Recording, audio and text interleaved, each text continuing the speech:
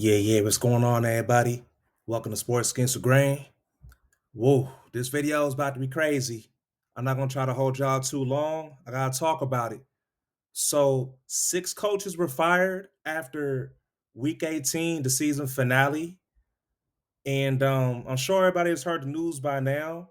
I'm gonna get into the order based on days that the coaches got fired. So, let's start off with the Atlanta Falcons. Sunday night, right after the game, they fired Raheem Morris. The Falcons helped the Panthers get into the playoffs. So this was a strange game, obviously, because the Falcons defeated the Saints 19-17, and the Panthers won the NFC South Division. Bucks were eliminated. I really think this this is some bullshit, man. I don't think they should have done him like that. The Falcons had a decent 3-2 start. They lost five straight after that. And the problem with them, they was giving up like costly plays and leads throughout the season, but there was back-to-back overtime games that they lost against the Colts and against the Panthers. And after that five-game losing streak, they ended up finishing the season 5-2. And let's not forget that Michael Penix Jr. tore his ACL in his left knee. And this was the third time in his career as a football player that he's torn his ACL. The first time in his left knee, he tore his ACL twice in his right knee when he was in college playing for Washington. So you got to think right around week 10, Penix Jr. goes down, and then Kirk Cousins comes in, and they finish the season 5-2 with him starting. And you got to give it to Kirk Cousins. He knows what it's like to get hurt. A couple years ago, I believe in 2023, he tore his Achilles when he was on the Vikings, and he ended up being on the Falcons as a free agent. So hopefully both those quarterbacks get it right, especially Penix Jr. because he's such a young player. I hope this isn't the end of teams trying to work with him if the Falcons decide to go with Kirk Cousins in the future. But I think Raheem Morris was scapegoated. Like around the third or fourth week, the Falcons were the number one defense in the NFL. Like they have a great, pass rush attack. I really think that they really highlighted their season. I want to say they beat the Bills this season. Didn't they beat the Bills on Monday Night Football? Correct me if I'm wrong, y'all. But the Falcons competed, man, and just think about it. If they were, in a worse division, to where it favored them, they could have gotten the playoffs. But no excuses, man. I just hate that a black coach had to get fired and he's first on his list. So hopefully Raheem Morris finds a job somewhere else. I think he has a lot of potential. He's gonna do so much with injuries. All right, so that was Sunday night, right? Then three coaches got fired on Black Monday. That was the fifth. So let's start off with the Cleveland Browns. They let go of Kevin Stefanski. The Browns finished 5-12. He was fired after his final game. They defeated the Cincinnati Bengals 20-18 in Cincinnati. Quarterback issues was the main thing all year with the Browns. They also was ranked as number one defense early in the season, still remain one of the top defenses in the league. But at the quarterback situation, Flacco got traded after week 5 to Cincinnati after being only 1-4, and then Gabriel, the rookie from Oregon, went 1-4, and we all know that they were blackballing Sanders, and he finally got the start after like week 12, week 13, and he finished 3-4. So the fact that Stefanski was holding back Shador Sanders all because of the politics, and he opened his mouth about not wanting to play for certain teams prior to the draft. But last time I remember, Eli Manning said the same thing almost 20 years ago, and he didn't get held back in the draft, right? So they tried to dog him. It backfired. I'm not sure if the front office, the GM, kind of held Kevin Stefanski on strings, but to me, it's really odd that you finish 5-12 on the year, but you get 3 wins at the end of the season starting Shedeur Sanders. I do think Sanders was inconsistent. He did end up losing 3 or 4 games in a row after his first win. So and the defense is so good. Like I mentioned, Myles Garrett had a sacks record of 23. So he had 23 sacks on the season, and it's just so stupid. Like you got Myles Garrett, arguably the best defensive end in the league, and you do nothing with him. And you have a potential superstar in the future, Shedeur Sanders. You pretty much blackball him, keep him on the bench all year.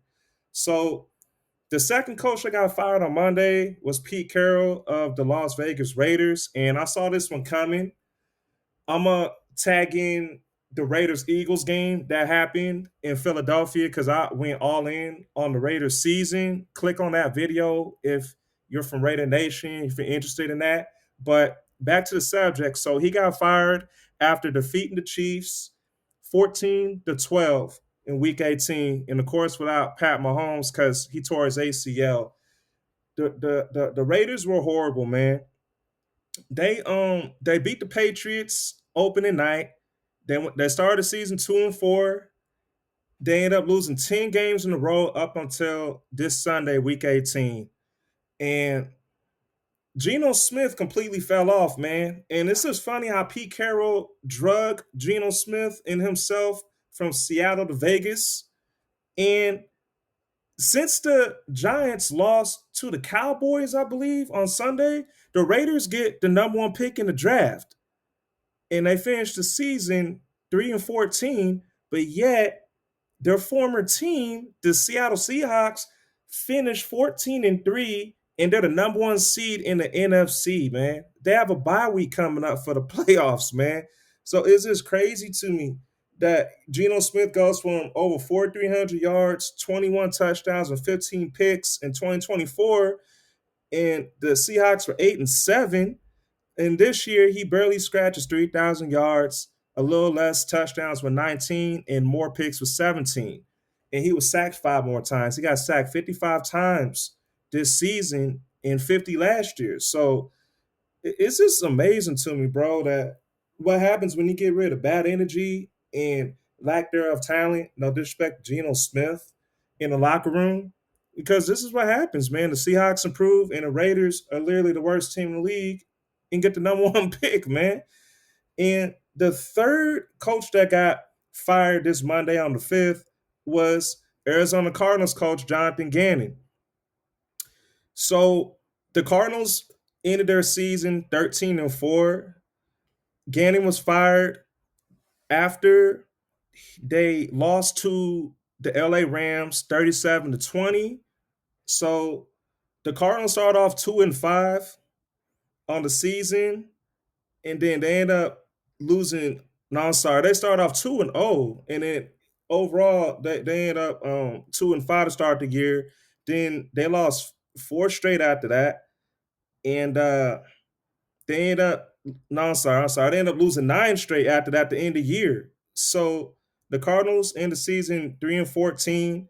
They lost by double digits the last 4 games in a row. It's wild because there's a game against the Cowboys of Monday Night Football that they won, and I thought that was a game that was going to turn the season around. I guess I was wrong. And looking back, man, oh man, once Kyler Murray went down, this team was never really the same. Even when he came back, it didn't really matter. But Jacoby Brissett, they were 1-11 with Jacoby Brissett and only 2-3 with Kyler with Murray. So I don't know, man. Brissett, you think okay, 1-11, he's trash, right? Just like how I was getting on Geno Smith's head, but he finished with 3,300 plus yards, 23 touchdowns, and only 8 picks. So the Arizona defense had a lot of injuries, man. And I think injuries play a big thing. You can't always point the finger at the quarterback. But in this situation, Brissett actually had decent numbers. They they average about 21 points a game. That's not great. That's like, below average, but that's 3 touchdowns for average per game. And their defense was 29th in the NFL in points allowed at almost 29 a game. So I think this firing was low ball. Like I didn't think they had to do him like this. But then if you look at it, the Cardinals haven't really done nothing in the last several years. So what can you do? And two more coaches. So on Tuesday the 6th, you already know I'm about to say. So legendary coach John Harbaugh was fired by the Baltimore Ravens. They finished 8-9 after that crazy, crazy thriller against the Steelers. They lost 26-24. That was Sunday Night Football. And because of this, the Ravens, the two-time defending AFC North champs for the last 2 years, were eliminated from the playoffs. In contrast, the Steelers barely got in. We all know that the kickers on both teams were choking. Honorable mention, I think Mike Tomlin would have been on this list of coaches fired if the Steelers would have lost. All the Steeler fans out there were chanting for him to be fired about 3 to 4 weeks ago, which is messed up, man, because he's been there 19 years, just as long as Harbaugh in Baltimore. But Lamar Jackson went down early in the year. They started the season 1-3 with him, and then they went with the third string quarterback Rush. That lost 2 games, 0-2. But then Huntley came in and played one game and won in week 8, and then Jackson comes back 5-4 to finish the year, and Huntley played another game in week 17 and won. So overall, there are only 6-7 with Lamar Jackson starting at quarterback, man. And that's atrocious. That's egregious, man. That's awful. I can't even give you enough adjectives that are negative to describe that. Like, that's crazy, man. It's unbelievable. But John Harbaugh had this coming. A lot of Raven fans I speak to always question his play calling down the stretch on both ends of the ball, and I see it too. He makes a lot of dumb calls, but let's not knock him down because he was a 2019 Coach of the Year. He led the Ravens that season to a franchise best 14-2. They're the number one seed in the AFC. He led them to 6 AFC North division titles under his reign. And he also has the most road playoff wins on the road in NFL history with 8. So, yeah, man, this was a great career. And let's not forget, he led them to 4 AFC championships in 2008, 2011, 2012, the year they won Super Bowl 47 in 2023, and they lost, of course, the Kansas City Chiefs. So shout out to John Harbaugh, you know what I'm saying, legendary Ravens coach. And the last time that this team finished 8-9 under him was in 2021 season. So the previous 3 years before this season, they had winning records. So 12-5 last year, 13-4 23, and 10-7 22. So, that's a legendary coach, man. And the last coach that got fired was just yesterday. This was the Dolphins coach, Mike McDaniel. He was let go after finishing 7-10 on the year. In the 4 years that he was there, this team was exactly 35-35, 0-2 in the playoffs. So obviously they missed the playoffs this season. The last 2 years they got eliminated in the wild card. And this firing comes after losing 38-10 to the rival New England. And we're not surprised because the Patriots are obviously a great team. And they started the season 1-6. They start off 0-3. They got a win against the Jets, and then they lost 3 more games in a row. They end up finishing the season 6-4. They had a 4-game winning streak from weeks 10 to 14. I believe this firing didn't have to happen.